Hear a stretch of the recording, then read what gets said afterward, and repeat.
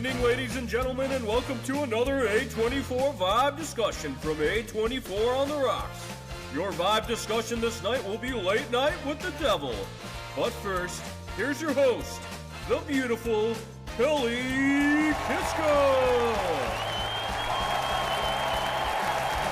Good evening, ladies and gentlemen. Welcome to another episode of A24 Vibes, where we dive deep into the films that haunt, inspire, and move us. I'm your host, Kelly, and tonight we've got a real treat for you as we delve into the dark and twisted world of Late Night with the Devil. But first, let me introduce you to my partners in crime, the ever insightful Eric and the always entertaining Cole. Gentlemen, how are you tonight? I'm great. Kelly brought me back beer from Indiana, and the beer is a Japanese lager called Hinoki from Wolf's Ridge Brewing, and it's actually like really good. It's like a lager, a Japanese lager, but it has this like bite to it that makes it feel a lot more fulfilling. And the first two words I read on the back are crisp effervescence, which is exactly how I feel right now. I'm crispy and I'm effervescent. So up next we have Cole. Hey, it's cool, Gibson.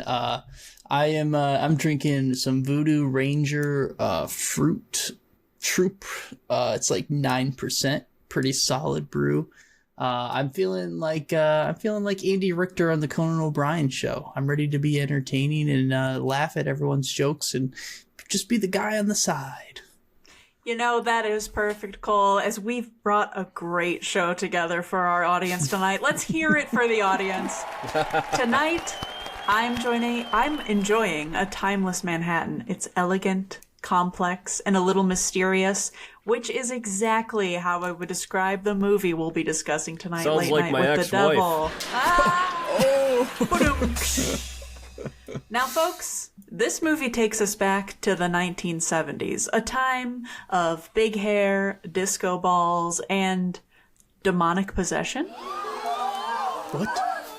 Is that about right? Satanic panic. Well, cheers to all, because welcome to our movie discussion.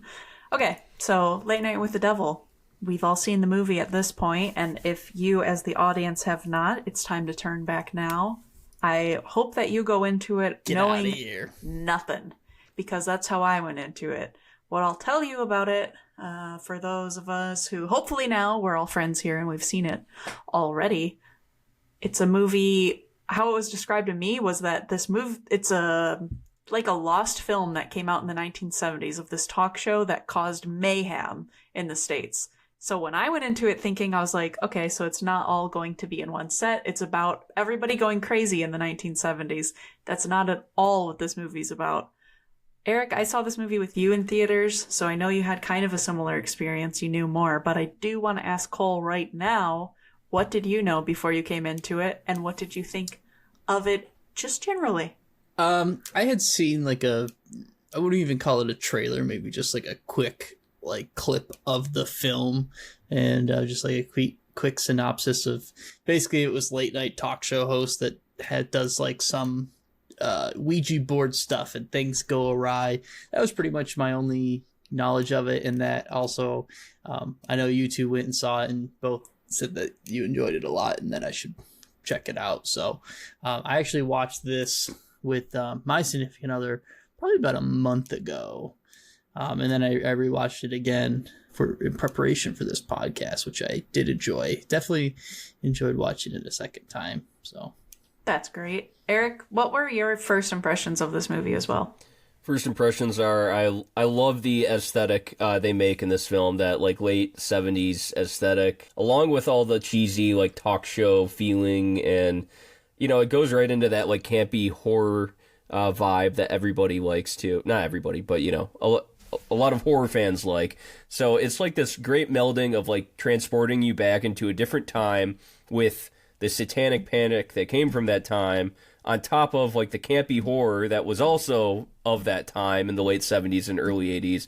And it does this great job of like transporting you to a different time and era while still being highly entertaining with the plot and the writing and everything too. Like, you know, like the jokes they make, it's like I wouldn't laugh at them normally, but because like I'm in this time and place, it's like I'm laughing at like All about how the thoughtful. context. Yeah, it's like how thoughtful the writer was to like make these jokes this cheesy too, which is yeah, it's like really cool that the writer did that. Of course, before I went into watching this film, I also knew of the AI generated stuff in this film, which are some of the graphics in here and the cutaway scenes. And so it's like it gives me mixed feelings because I like the film, but I'm also disappointed that they chose not to pay, like, just pay an artist to do those cutaway scenes and those graphics.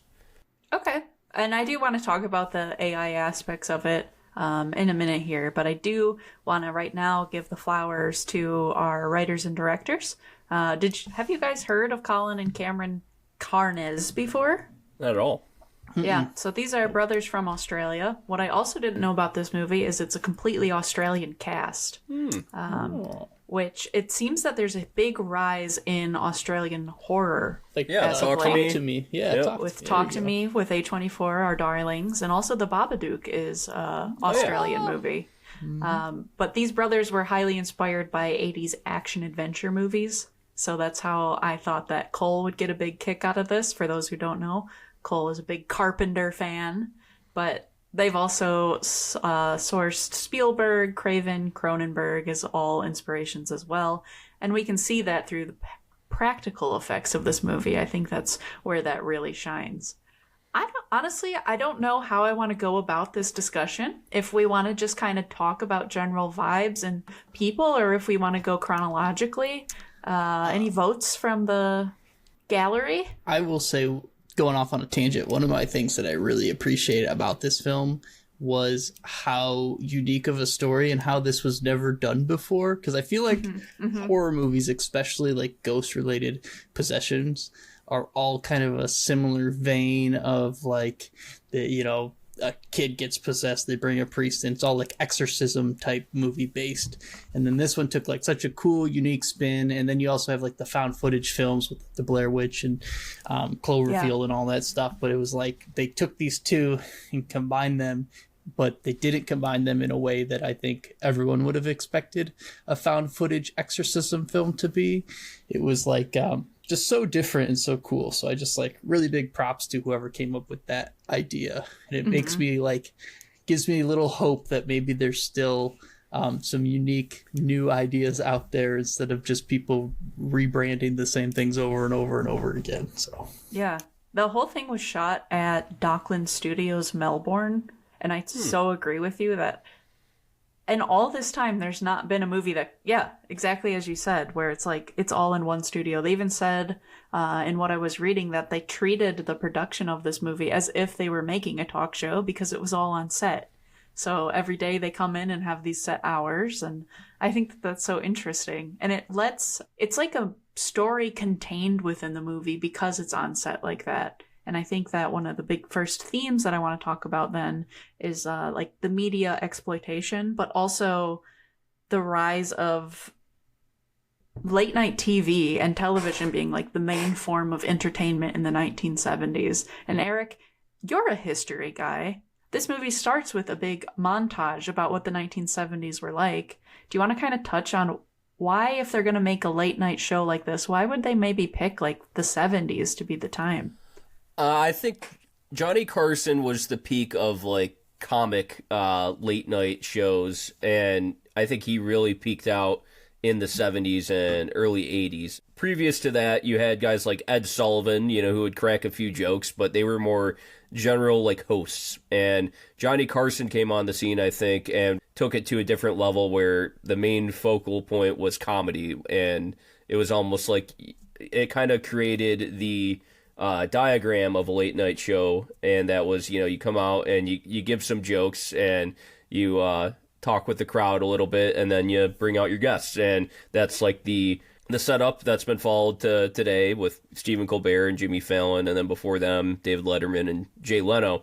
So I think like putting this in the late 70s on top of like that's where Satanic Panic really started. I'd say it was actually like post Exorcist, but like post also Charles Manson.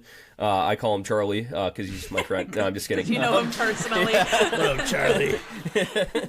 But like that's when Satanic Panic started getting like really big, and then I think it would peak in the late 70s and early 80s. This movie is like a melding of those two different worlds that converged in the 70s, the Satanic Panic and the late night talk show circus, where TV was really becoming more and more exploitative, especially with the news too. Mm-hmm. So, yeah.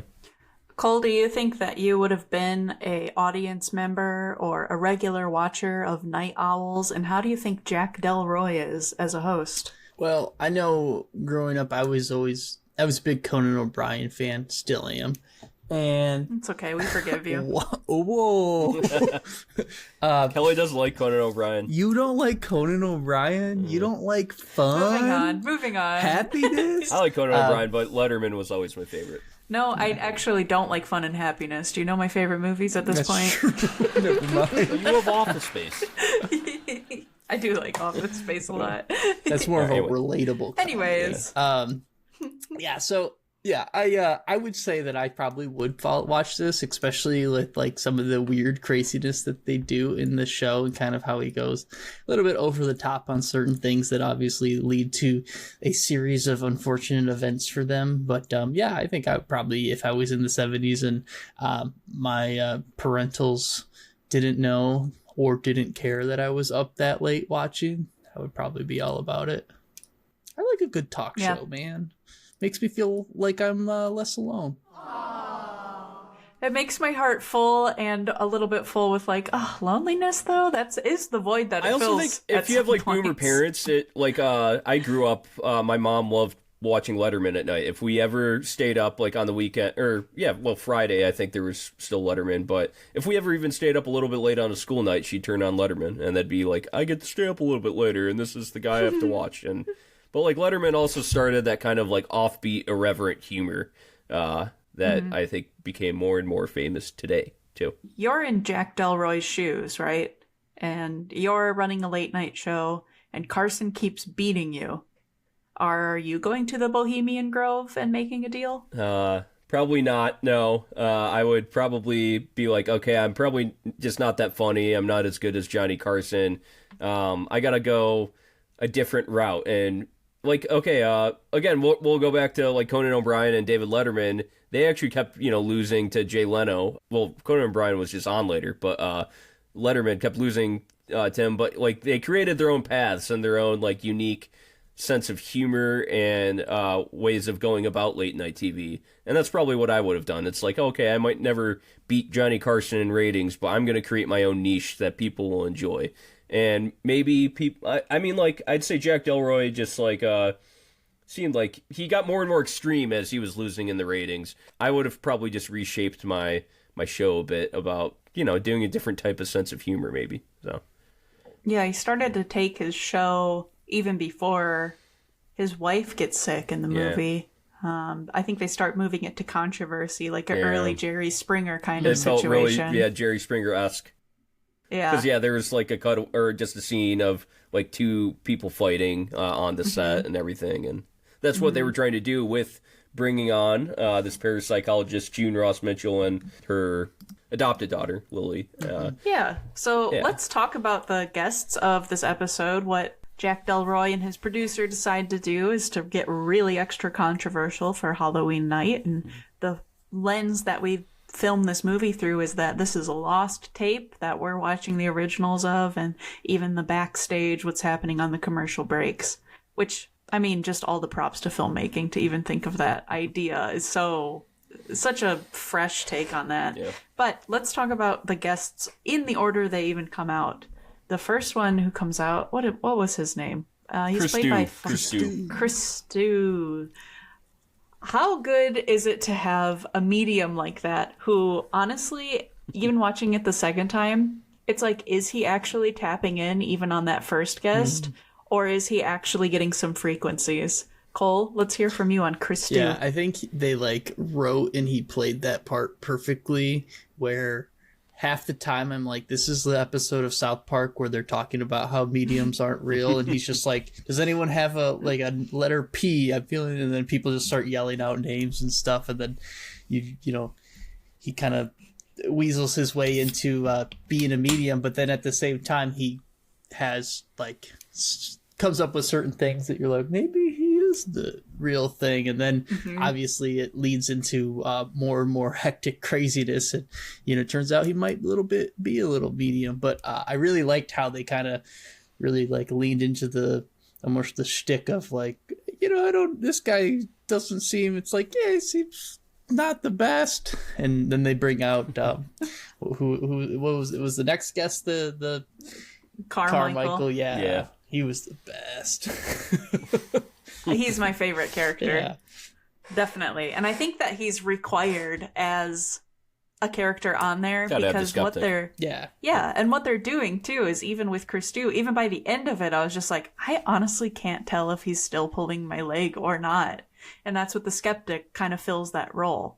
Eric, do you think that Chris Stew has powers to be a medium like that, or was he pulling our leg and the devil took advantage of it? I think that everything, I think he was pulling her leg and the devil took advantage of it. I think everything was set up for him up until he started saying Minnie's name. So, like, I think the daughter and mom who lost, you know, the kid, her little brother and the son of the mom, I think that was definitely set up, like, given to him before the show, because there was that questionnaire that they did. But then, yeah, when he started saying, you know, Minnie, you know, like, what's going on here, that was real, and I think later we find out that was real. Carmichael, like, makes you question if all of this is real, too, up until the levitating part with Lily. Like, it really does a good job of not making you know where it's going to go, and also thinking, like, this could be all fake, right? And then we figure out later maybe it's not, so...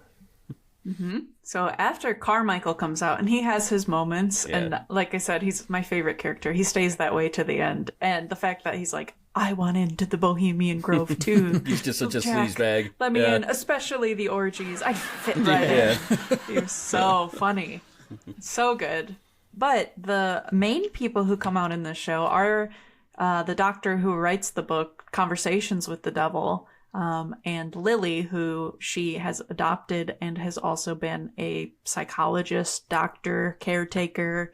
The list goes on for this girl who came out of a satanic cult situation house. So they're both brought on, and there's clearly some background history between Jack and the good doctor. How many things can they fit in? Did it get too convoluted, or did that all just flow, like, totally fine where you understood everything going on in that story? Eric? I think it flowed. I like the flashbacks that they did and the news clippings that they did, I think all flowed within creating this time period for us. And there was a lot of that, like, occult scare at that time, and no, I don't think it got too convoluted. I followed the story with Lily the whole way, and it's actually, the backstory is done really well. Yeah, I think it works for sure. Yeah, I agree. I just didn't want to feed it to you that I completely agreed as well. Yeah. Cole, what were your first impressions of Lily when she comes out? I thought she was a adorable young girl that seems to be perfectly innocent.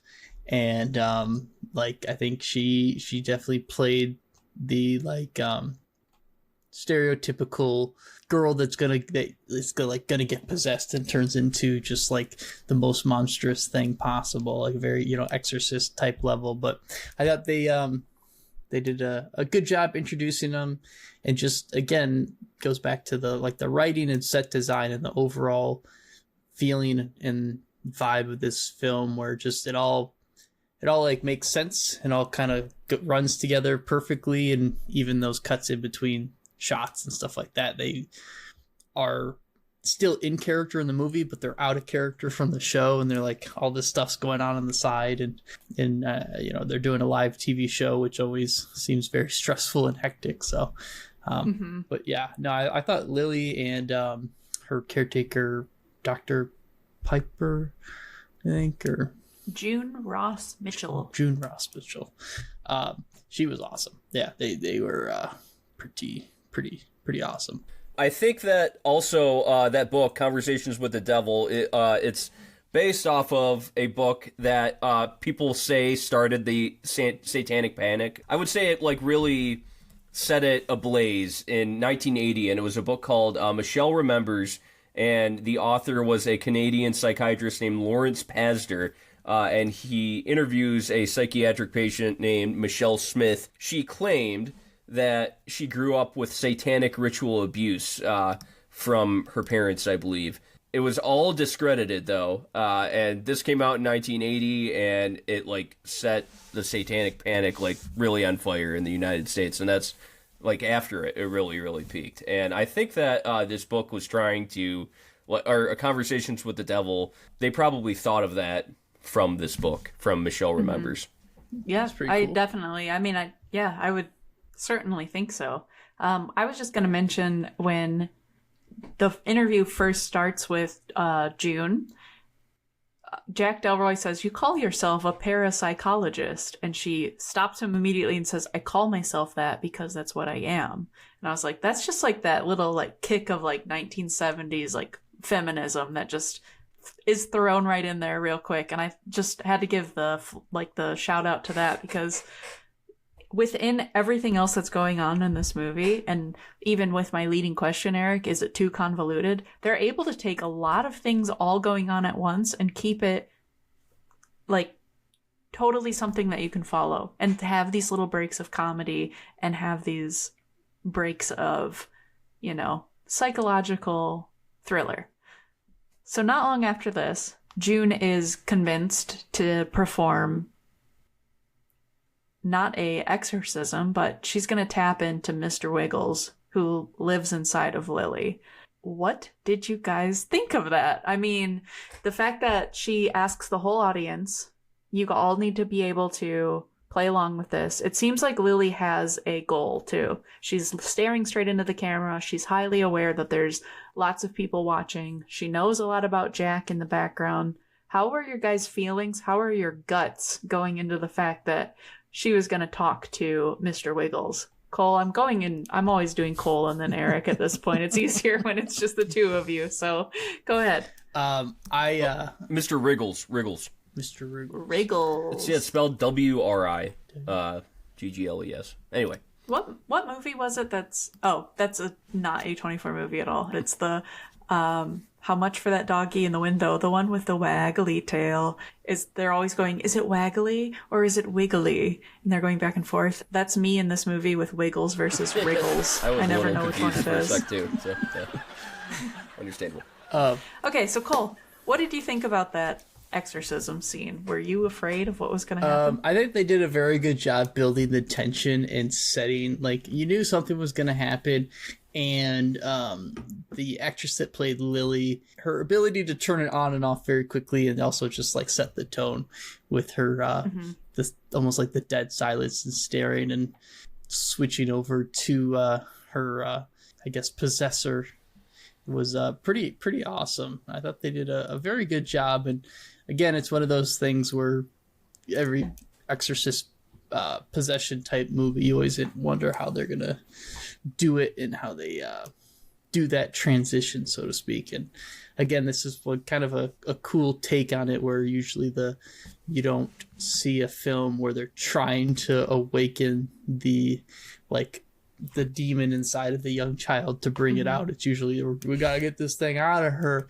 For like entertainment value at that point too, or just to prove it. Yeah, and it's also we're following or riding that fine line of, is, we're doing this at her expense for money and potentially fame. And obviously June has some reservations, but she also agreed to do the talk show. She also wrote a whole book about it. It's like, are you really trying to help the girl, or are you trying to exploit and use the girl inside for scientific research and maybe some monetary value and gain? So there was that, like, the June and Jack, that kind of tug and pull of like, we got to keep pushing, we got to keep it going, this is great, and then June trying to back off but inevitably agreeing to it, because I think deep down she also wants some of that fame and some of that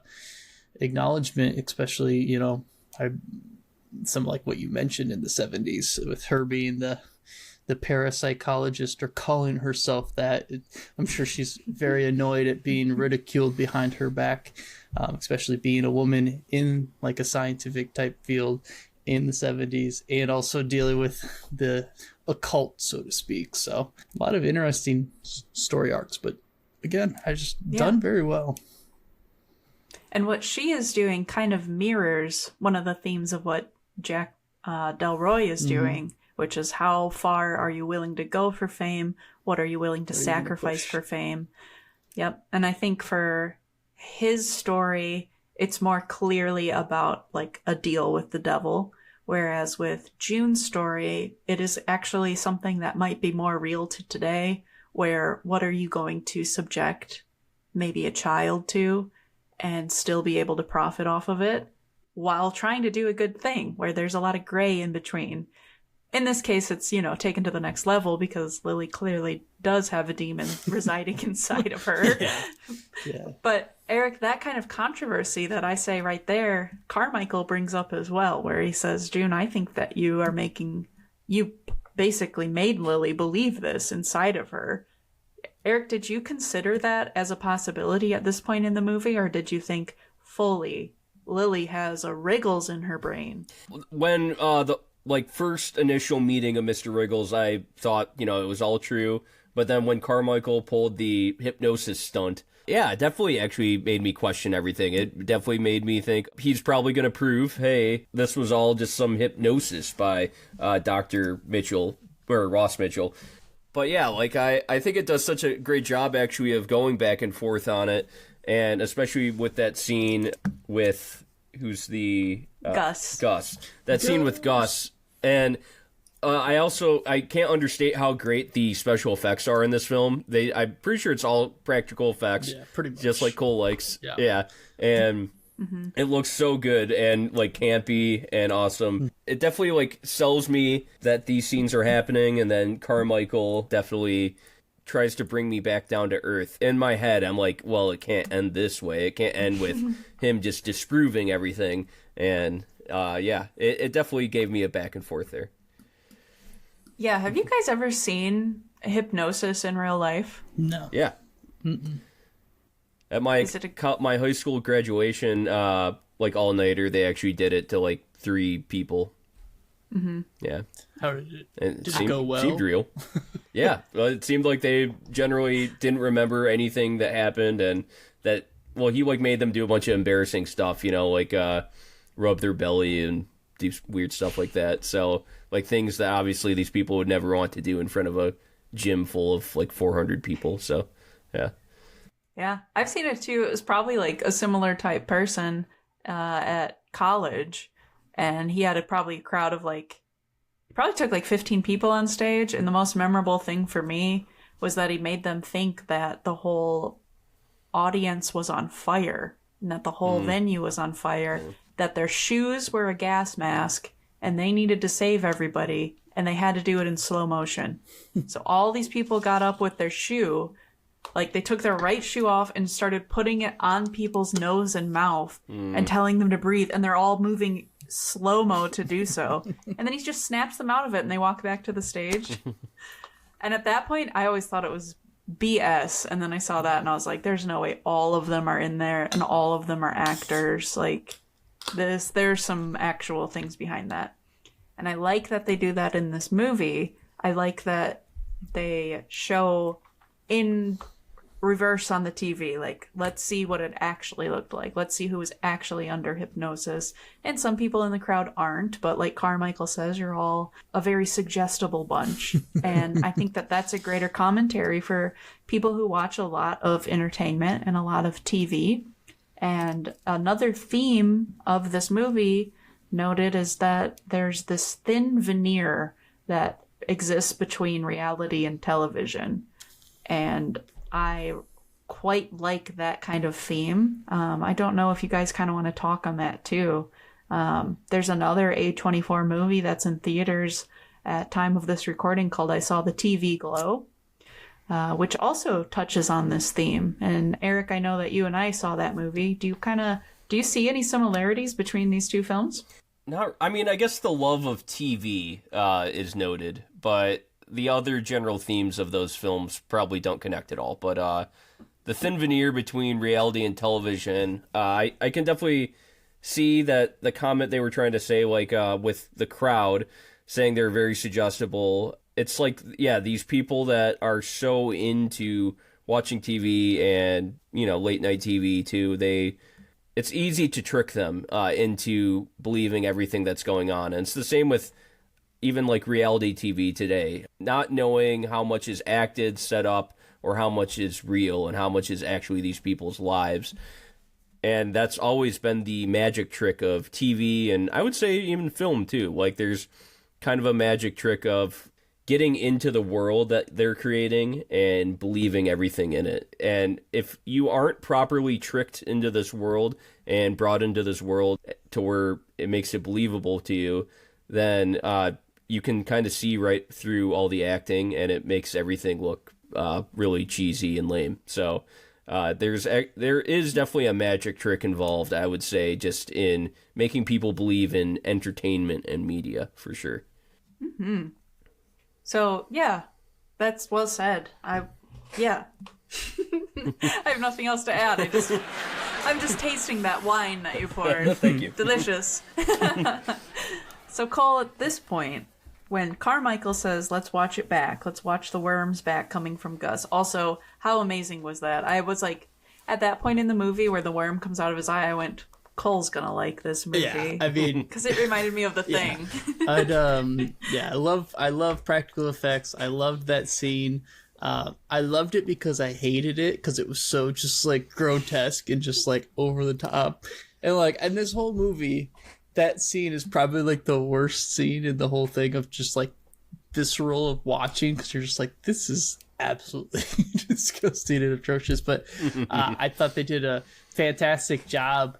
And then when he does like snap it out of it, I was like, oh man, they really like played us. And then they like wheeled out the TV, and they're like, we're gonna bring it back, we're gonna watch it. And I was like, this is pretty like awesome in terms of, it's like Ghost Hunters, but they're doing it live on TV, and they're just going through the motions of like breaking it all down. And again, I thought the inclusion of Carmichael as a character was 100% like needed to make this movie what it is, and really add that level, that like kind of next level. Because again, a lot of these, exorcist or ghost type films, you might have someone that's a skeptical, but they're more like, oh, you're crazy, and then they just get like flown off a cliff or something, or exploded or something, right? Yep. So the fact that they had him and he just like was there just breaking it all down, and then like showing everyone that they're, it's all just a sham, was kind of awesome. And that whole scene was just like, so good. Because it feels like the climax of the horror at that point too. And so this movie takes kind of like the pacing of a horror movie, even with the use of Christou being like, is this Christou, the magnanimous, even taking him as like the is it or isn't it, as like your first pace moment, and then further lore, and then big scare. This movie takes that and says, big scare, JK, we just tricked you. But then Lily calls the bluff and says, okay, if we watched that back on tape, why don't we rewatch what happened to me on tape? And Eric, what did you think of Lily's big reveal, I'll call it? Which reveal? Like when they watched it back on tape, or when she finally like freaked out? They watched, yeah. So that happens pretty instantaneously. They watch it back, and it's like, that wasn't hypnosis, that was real. Yeah. And that gives the devil, the demon, abracadabra, whatever, enough power and enough electricity to insert itself into either of her arms and then split her head in half. What did you think of that? Now, the special effects, again, were so fucking good. Like, especially, I saw a behind-the-scenes picture, and basically, they put that actress, I believe, in a green suit, and then they recreated her whole, like, dress and everything around her, and, like, made a whole thing where it looked like her head was split open. And so, yeah, special effects sold it to me, and, yeah, I was so happy I didn't think they would end with Carmichael just disproving everything, but the climax, like, really sold me. It really sold me that it was worth the whole Carmichael disproving it and then her bringing it back. And, yeah, I also just kind of like the idea of, I don't know, late-night TV show going completely awry, and, like, they meddled too much with the devil and the paranormal, and now they're getting their... what would it be? Just desserts. Yes, just desserts. Yes, and it felt so good when all of them pretty much got, not all of them, but a lot of them just got murdered. And it makes me sound sadistic to say that, but it was all these people just kind of testing the line, skeptics, and then also people like Jack, who were out, and his producer, who were obviously just so like show business, and that producer character was also really, really good. So good. Yeah, and Poor Gus. Poor Gus though. Gus was on the right side the whole time. And, let's talk about the ending of all of these characters and how it played to what we saw of them. This is, in a way, like Cole, you like a slice of life film. In a way, this is a slice of life. Eric said he likes movies that last within like one day or one night like this. So it hits both of you on that. And it's enough that when we see how these characters meet their demise, I think it also says a lot about their whole journey. So Eric, you're talking about Gus. What does Gus do before he dies? I mean, he freaks out, and doesn't he try to run? But he tries to say the power of Christ compels you. He's okay, like, says the power of grace compels you. And then gets his like neck snapped and just exactly like The Exorcist. and then he's the first to go. Carmichael falls down and just starts like trying to say like, just grovels. I am yours. Yeah. He tries I'm to pray servant. to it and tries to offer it the check. Carmichael goes from being like the complete asshat of the whole thing, where he's just like skeptic and doesn't believe anything, to literally try to be the first follower of this demon that's entered the world and is like, I'll do anything you want me to, basically. The check gets sacked. Yes. Yeah. Yep. And the demon says abracadabra and tips its head, which he hinted at earlier.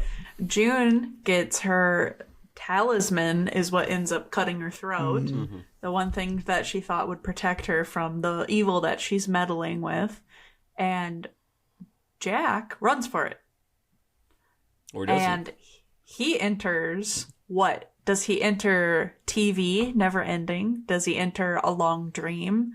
Cole, what do you think happens in these last 10 minutes of the film that go absolutely off the rails? How did you take that? I think Jack entered I think he dies. I think in our world, essentially, he no longer exists or perishes or dies. But maybe, they talk about when someone dies, they relive their life in a moment's notice. Maybe his reliving was him getting sucked into the TV or trapped in TV world or whatnot. But I think he dies, or he gets just completely fucked over by the devil and ends up in essentially his version of purgatory, where he's kind of stuck in this limbo land of whatnot. So that's kind of my take from it, I suppose. Eric, what's your kind of take on it? I think he enters a fever dream, and that whole thing is just a fever dream reminding him of what led him to this point. And I think that, his wife obviously was sick, that we learned that earlier in the film, lung cancer, when they specifically say she was never a smoker. So he, in the 70s, this is what only person. Yep. This is what I think is said, though, is, Jack was part of the Grove, which is based off the Bohemian Grove, which is like a famous place where all these like people like Ronald Reagan and Richard Nixon would go. It was a big boys club, and they would do these weird rituals. It's still around, right? I believe so, yeah. Yeah, and then, I'm a member. I knew it.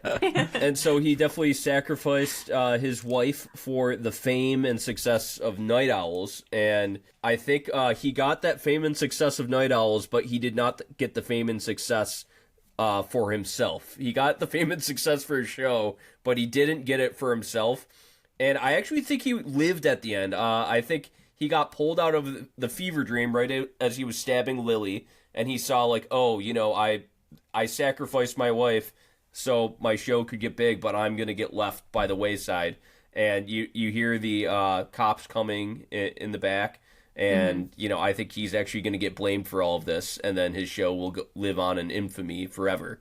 That's how I kind of took it. So, yeah, he sacrificed his wife, and that, like, he brought out this demon, and probably the devil set this path for him.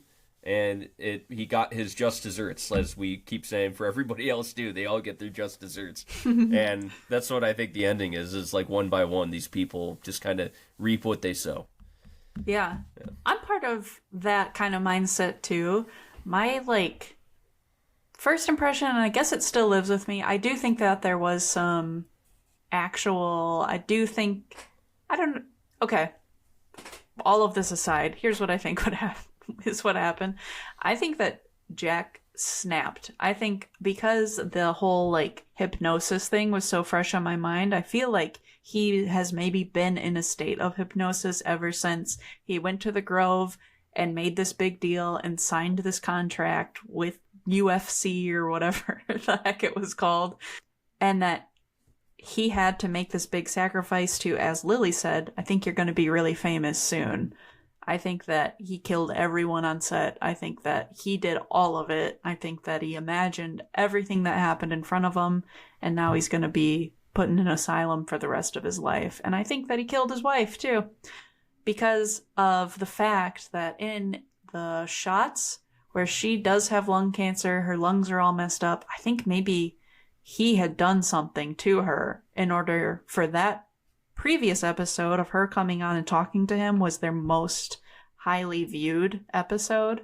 I think that there might have been something that he did because of the way the actor portrays it. He doesn't look only concerned looking at her. He kind of has a knowing look at her. Like, I know what I've done to you. So I think that that might be something that happened too. But to me, it doesn't even really matter what the quote-unquote truth is. As I've said before, once you put art out, it's up for interpretation. 3 different interpretations from 3 different people right here on the ending. And I think that that's indicative of a good movie. At this point, though, we're wrapping up at the end, so I do want to get to reviews. There's so much more to discuss. It's such a good film. If you got through this and you haven't seen the movie already, shame on you. Naughty. Go see it right now. Gus is disappointed in you. We're going to talk about the AI at all, because, Kelly, you're a graphic designer. And they specifically used AI art for what a graphic designer could have done. So this is taking jobs away from people like you. What do you think about this? Yes, I'm so sorry. I almost forgot about talking about the controversy. So when it came to this movie, that's all I knew about it, other than what I had previously stated, is that there were people boycotting it because of the use of AI. In truth, AI technology was utilized for just those few still frames of the dancing skeleton, and in total runtime, that's about 5 seconds or less. Okay. What do you think about it, though? I think, honestly, it's a tool. I think that it can be, like any tool, it can be taken to extremes, but I think also what I had read from the brothers is that the movie was in post-production in 2022, and at that time, AI was more of a novelty than it was considered like an industry threat. And it's more like a resource for a busy team, and that their hopes are that it starts conversations about the good and bad of AI in filmmaking, which is what we're doing. So let's do them a little justice. Eric, you go first. What's your thoughts on their use of AI in this film? I don't think it was responsibly used. I think if you put it in the final product of a film, then that's something that you could have paid somebody for, and that's taking jobs away from people. And if you are an artist, I would hope that you want other artists, to not be replaced by AI. Even as a director of a film, maybe one day we will have AI directors. We never know how far this technology can go. We could all be replaced, and big production companies could be reaping all the benefits. So, yeah, I think that they should have responsibly used it, and I don't think it was responsibly used. Okay. Cole, thoughts? I think AI is like a very slippery slope. I think it's impossible. It's like Pandora's box. You can't put it back once it's out. Mm-hmm. So I think it's an inevitability. I also agree with Eric in terms of it's like the responsibility of properly utilizing it. But I think AI is going to be a very powerful tool. It is a very powerful tool across all industries, including film. Do I like that it's taking jobs away? Absolutely not. But I think there's just got to be some type of balance or something. I mean, it's gonna. I think over the next couple of years, maybe not. I think in the next couple of years we won't really see a lot of it, but in 5 years, when a lot of the AI is being utilized for film, it's going to become extremely hot and something's going to happen or something's going to break. It's kind of like the whole conversation of, can we still use dead people in films if we use their voices and CGI them in? Can we use their name and likeness? It is a very strange world that we are entering with the whole AI thing. So do I think that they overused it and overplayed for 5 seconds of film? I mean, I think 5 seconds worth of AI is not bad. Do I wish that someone probably got paid for it? Yeah, but sometimes, especially with some of these smaller budget films, it's more of a necessity versus a luxury type thing. So am I going to fault the film for using it? No, I think these guys did an excellent job and came up with a very good story, good film and everything like that. But it definitely brings that conversation that we all need to have. And I have no idea what the right answer is, because it is crazy how fast AI went from being something that we were like, oh, this AI thing is cool. Now it's every single thing has AI. NVIDIA does, which is a graphics, in my mind, is a graphics card company that I used for my gaming computers and stuff. All of a sudden they're a $1 trillion company and they're basically strictly making stuff for AI now. And that happened in my mind was overnight. They went from this gaming company that was very successful, made awesome computer stuff for gaming, and they're like, you know what, we're pivoting to AI, and they just skyrocketed, and now they're a $1 trillion company. It's fuck, I thought we just had one company that was $1 trillion. I just looked this up last week, and it's no, we've got 3 or 4 now, and I'm you gotta be fucking kidding me. So it's a wild time, man. I don't know what's gonna happen. It's crazy. It's gonna become Detroit Become Human, and it's gonna be let out of the box. Half our workforce is gonna be AI. We're gonna have to consider rights for the AI, and they're gonna have to live in places. Yeah, and that is what Detroit Become Human becomes. I think. Are we gonna do universal income now? Everyone gets a little slice of the AI pie. Fuck, I don't know. Okay, so this is. We're getting off the rails. Maybe you're joking, but I'll give my 2 cents real quick. Especially because technically this movie came from my job. I make graphics. I like to draw skeletons as well. Oh yeah. But when I'm overworked, I would love to lean on AI. Not saying I'm overworked for this podcast, but did you guys know my opening script was entirely generated by ChatGPT? Yeah. Okay, so yeah. I've never used ChatGPT. I've never used anything AI, mostly because I've just never I guess felt like there was a situation where I needed it. But every day I'm seeing people do stuff like Excel or the script stuff, and just really just quick and dirty. I need something to start this thing off, and I'm man, that's kind of pretty slick. Instead of wasting an hour of my day, I can just tell this That's thing. all that. But you could have just paid me to write the opening script for you, Kelly. Yeah, but so, Eric, you you're know. too goddamn expensive. Well, that's what the thing is. I am That's unionized, what so. my hope and thought is with AI is if it is able to help every general person just make more time in their day and that we can all work less because there's technology that can help us. That's my optimistic view of it. That's what I'm sticking with for now. If AI So gets me to a I'm quite 4-day pro- work week, fucking let's load me up. Call me Skynet. Give me Yeah. a Terminator, So- and let's go to town. In the future, though, this is like the extreme, like far end. We will have no graphic designers, and it'll all just be AI generated graphic design, and you will have to get put on UBI, Kelly. Are you okay with that?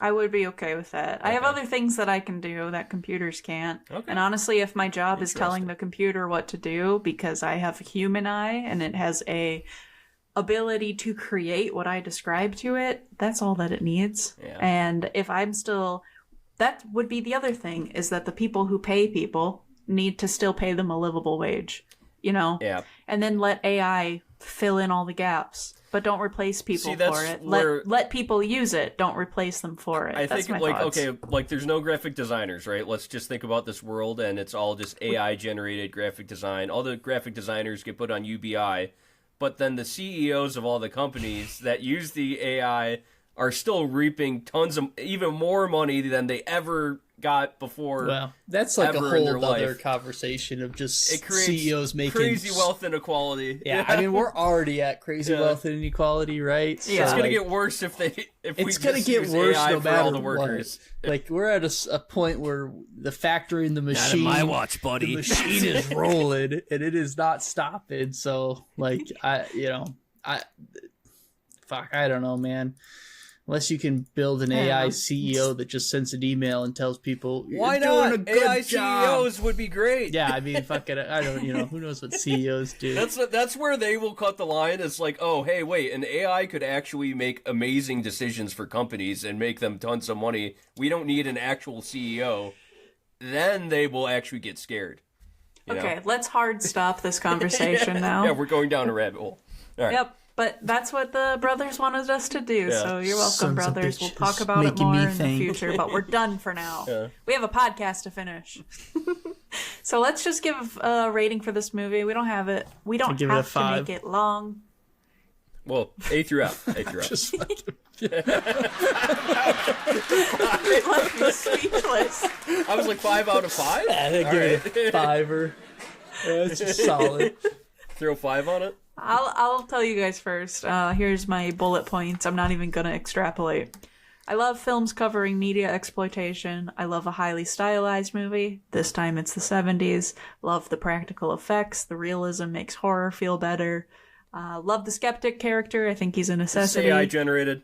No, this is me. This Okay. is me. I swear to God. And I love the making sure. tie-in to the Bohemian Grove and all the controversy that surrounds that and conspiracy that surrounds that. This said, and of course there's way more thoughts, but I loved this movie and I've recommended it to all the people. I walked out of that movie and I've thought about it ever since. I think that it is a shining star. So A plus 24 if it was 24. A plus even if it wasn't A24, which it is in this case. Who wants to go next?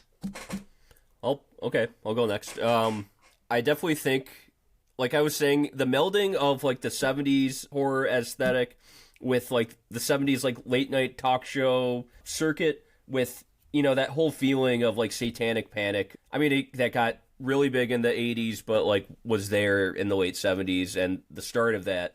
All of that like put into a film really hits me like right in a good spot because those are all things I really enjoy, especially historically placed films, period pieces, if you will. I love that, and it was so well done in all of those facets. Do I put it in the A category? Like, did it blow my mind? Like I would say with many A24 films, where it's just like I really, really thought about for days. I gotta say it did. I would probably put it at an A minus, not A or A plus, because I will tag it down a little bit for the AI usage.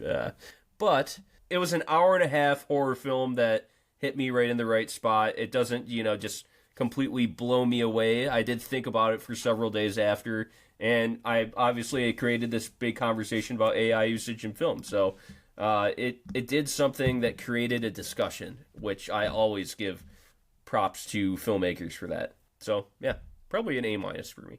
I'm excited for the first fully AI film because that's going to happen. And that's probably going to be a load of garbage, but I'm Are here you for excited for me to hang myself? So yeah, I also enjoyed this film. I think very unique perspective, very well done, lots of practical effects that I love. Eric Art mentioned the 90 minutes. What a sweet spot in my heart. I don't know. Overall, I think it's a very cool, unique movie. It's different than anything I've seen in terms of the horror and the found footage stuff. It also is a found footage film that doesn't make me feel motion sickness after I watch it, which is pretty awesome.